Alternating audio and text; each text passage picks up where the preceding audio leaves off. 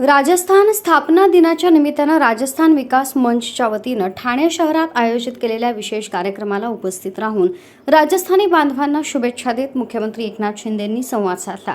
यावेळी भाजपचे महाराष्ट्र प्रदेश सचिव संदीप लेले तसंच राजस्थान विकास मंचचे सर्व पदाधिकारी आणि राजस्थानी समाजातील बांधव भगिनी मोठ्या संख्येने उपस्थित होते।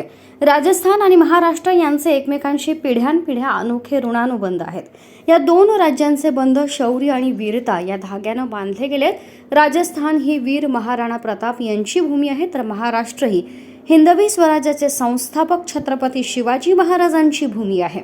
वर्षानुवर्ष या भूमीत आपण राहून आज या भूमीचा एक अविभाज्य भाग झाला आहात, असं मत यावेळी बोलताना व्यक्त केलं।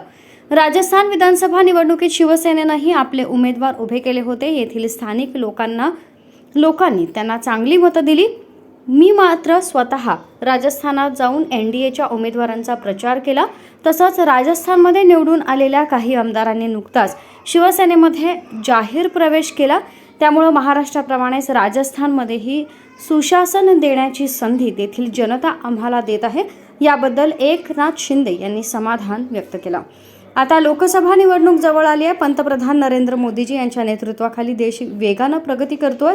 संपूर्ण जग आज भारताकडे वेगळ्या दृष्टीने पाहत आहे। त्यामुळे देशाला विकासाच्या दिशेने न्यायचे असेल तर पंतप्रधान नरेंद्र मोदीजी यांचे हात बळकट करायला हवेत, असं मत शिंदे यांनी व्यक्त केलं।